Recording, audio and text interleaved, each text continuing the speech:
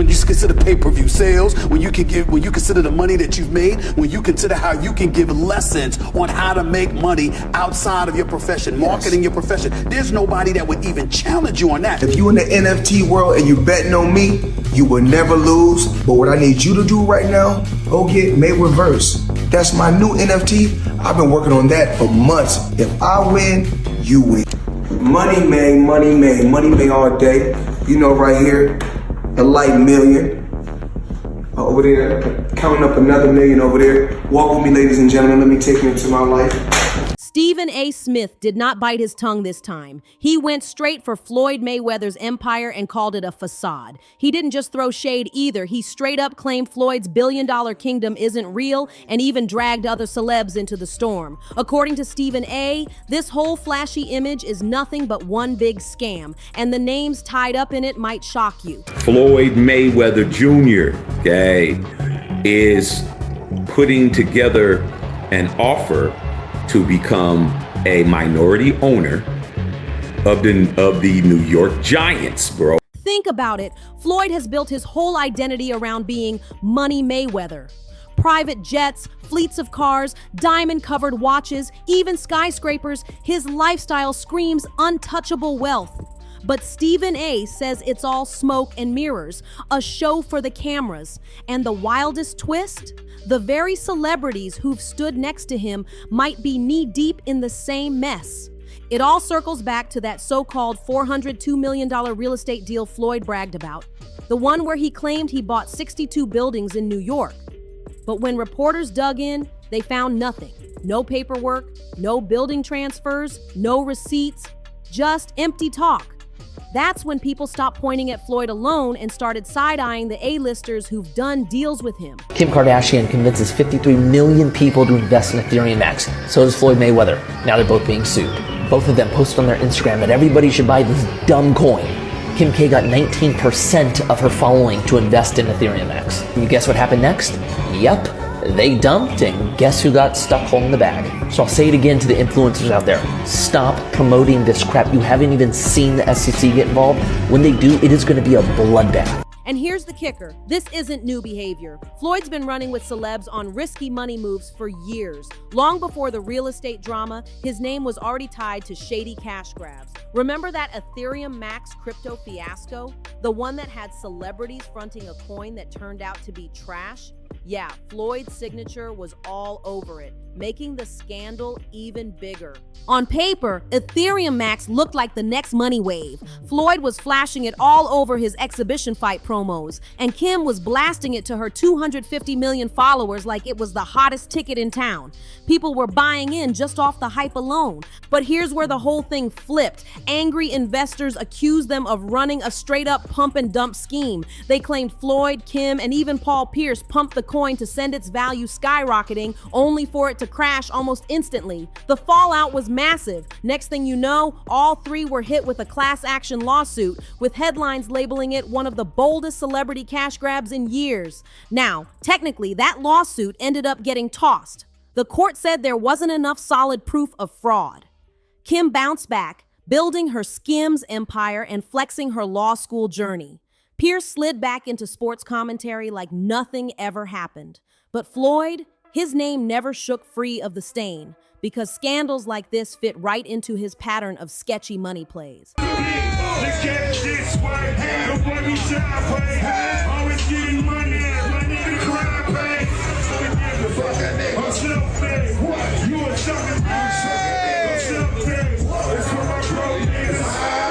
And if you thought the crypto mess was wild, buckle up, because Floyd tried to level it up even more. Reports dropped earlier this year claiming he linked up with billionaire real estate mogul Meyer Orrock to scoop up a 10% stake in the New York Giants. That's not pocket change. That's a deal worth a mind-blowing $700 million. And here's the real kicker. People don't even know where Floyd's money is really coming from anymore. Sure, he made insane cash from boxing, no doubt, but pulling together the kind of bankroll to drop $700 million on an NFL team, that's where the whispers start and the questions get darker. That's billionaire level talk right there. Enter Meyer Orrock. This man is no lightweight. He's a real estate powerhouse with major sports stakes, even a piece of the Minnesota Timberwolves. On paper, teaming him with Floyd looked like a dream move. Floyd brings the star power, Orrock brings the boardroom credibility, a flashy tag team built for headlines, but critics weren't buying it. They claimed this wasn't about building wealth, it was about clout chasing. If Floyd was already knee-deep in sketchy plays like the Ethereum Max fiasco, then what did that mean for a deal as massive as the giant stake?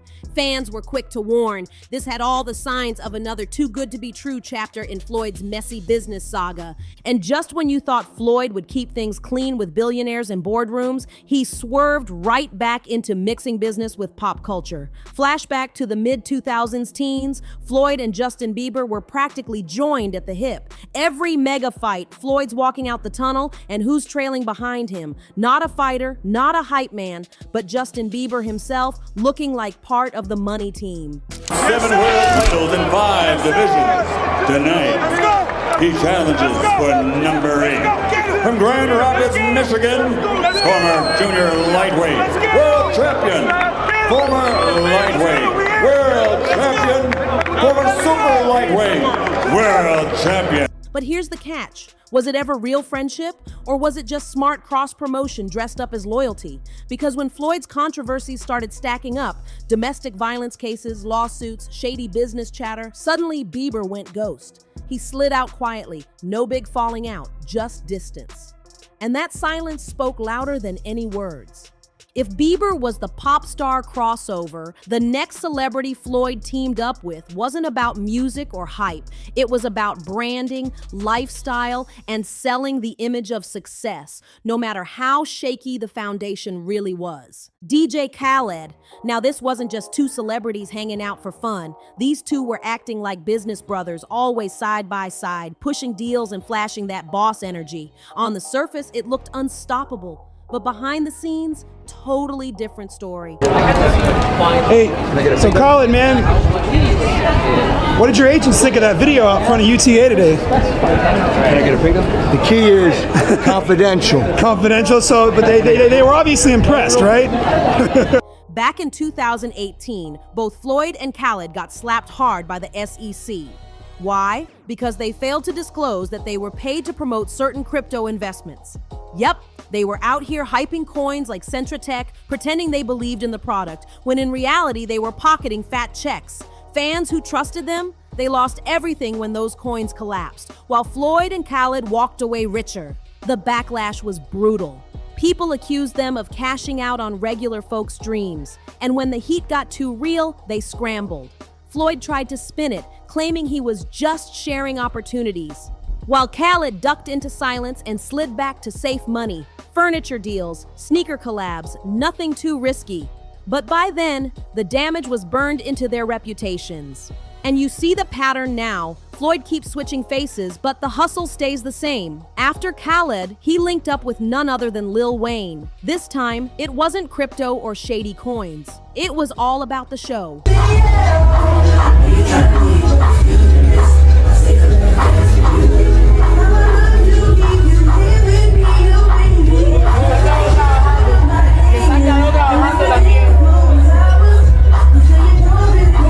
Floyd knew boxing wasn't just about throwing punches, it was about putting on a spectacle. And who better to turn a ring walk into a full-blown concert than Weezy himself?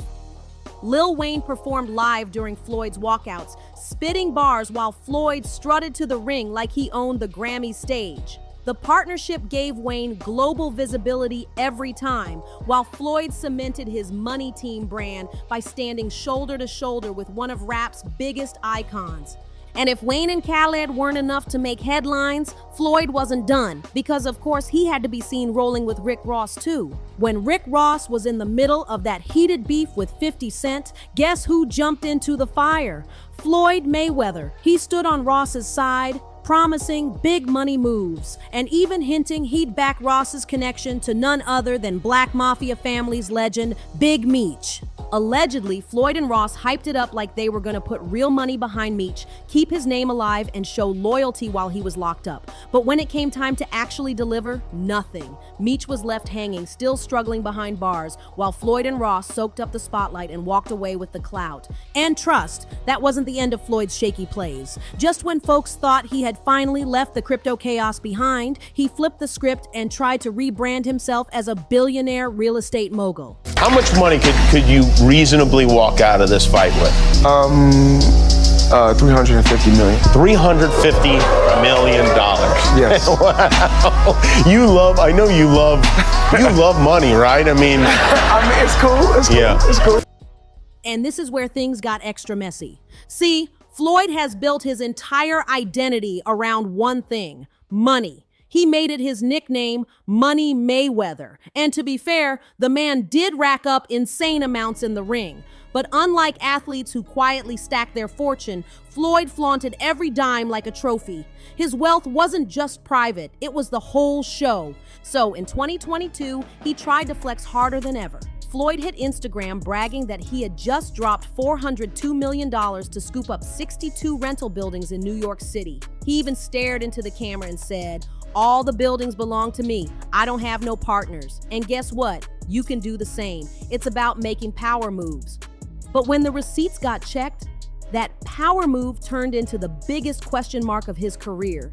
The internet exploded when Floyd made that claim. Fans thought this was his next chapter. No longer just a retired boxer, but a full-on real estate mogul talking about generational wealth. It looked like the ultimate Money Mayweather power move. Until people started digging. And when the receipts got checked, the empire started to crumble. Reporters went straight to NYC property records and found nothing. No buildings tied to Floyd's name, no $402 million transfer, not even a paper trail.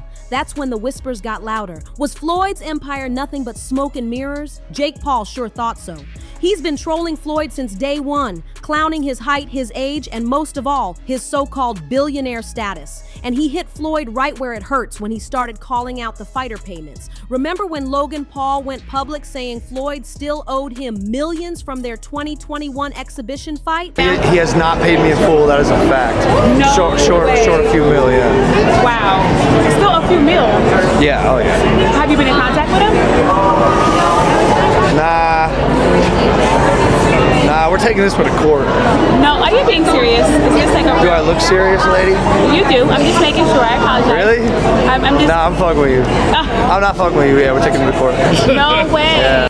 Jake ran with it, mocking Floyd online with lines like, "If you're a billionaire, why can't you even pay my brother?" The internet ate it up. And it wasn't just Jake. Even Eddie Hearn, one of the most respected promoters in the sport, threw shade earlier this year. He admitted that during a private convo, Floyd got so pressed about the doubts over his wealth that he literally whipped out a bank statement just to prove a point. Eddie said the numbers were astronomical, but here's the problem. Fans didn't buy it. To them, it just looked like another Mayweather performance, another staged flex for the cameras. Because think about it. If the money's that real, why is Floyd always putting on a show to prove it instead of letting the numbers quietly speak for themselves? And that's exactly why so many people think Floyd's endless exhibition fights aren't about passion for boxing. They're about survival. Because let's be real, once Floyd retired from real fights, he never truly stayed retired. Instead, he stacked exhibition after exhibition,